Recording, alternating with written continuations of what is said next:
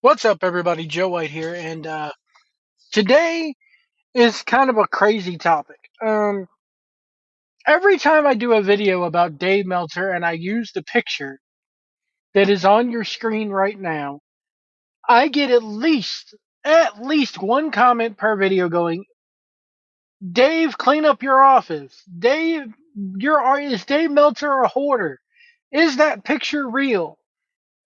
Does One of them said Dave Meltzer's office looks like Jackie Martling's Joke Land. If you know who Jackie Martling is, well, good for you. Um, but I'm gonna show you another picture here. Let me see here if we can do that right here. And as you can see from another angle, yes, that is Dave Meltzer's office. This man clearly is a hoarder who, like, the reason why I say he's a hoarder is because the man uses his computer for writing the issue, and there's no reason for him to have this much paper in this day and age. There's not. You can save your stuff to hard drives. If you want to print out a copy of the Observer newsletter and have it there, that's fine. But whenever Dave, whenever on a episode of Observer Radio, Brian Alvarez goes, "What about these ratings?" And Dave constantly has to sit there, and you hear him ruffling through the papers for a good 5 minutes. Oh, let me get the ratings here. When clearly all he has to do is create a spreadsheet and where he can punch it up and boom, it's there on his computer. But no, Dave Meltzer still likes to party like it's 1989. Can't even see 99 because in 99 they had Microsoft Excel. You had spreadsheets.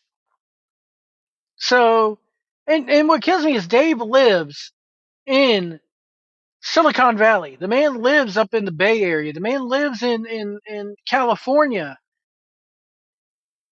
And here he is, can't get with the times. It's amazing to me. Like, I guarantee you, Alvarez had to come to his house and rig up his microphone and everything because this guy clearly does not know a thing about technology. He doesn't know. But here's a video of him showing off his office. Yes, the video quality is very, very poor, so bear with me. But here's a video of Meltzer showing you around his office. It's a very short clip. Roll it. Okay, this is where I spend most of my day, which is kind of gathering information and writing and things like that. This is my office, and these are actually this is a full collection of issues that I've done by the year. You notice all the years and everything. So if for whatever reason somebody asks me a question or I need to know something about something that happened. In 2008, and if I know Turn around. if I know the month, I can pretty much get, the issue and everything. Down here is a collection of books that hopefully, when I need them, I can find the right one. There's a lot of reference books here. There's all-time records. There's a record book of Madison Square Garden. There's one here of Ric Flair. There's one here of Freddie Blassie, who was a wrestler in the 60s and actually the 40s, 50s, 60s, and into the early 70s.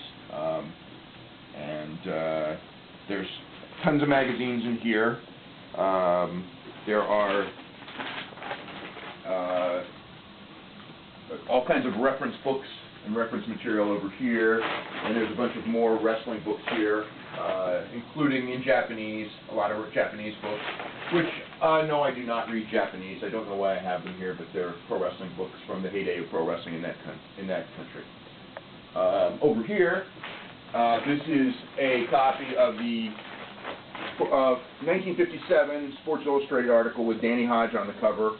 Danny Hodge is one of two professional wrestlers who's ever been on the cover of Sports Illustrated, Hulk Hogan being the other. So this one here is pretty much a collector's item. So anyway, I doubt there's too many that have that.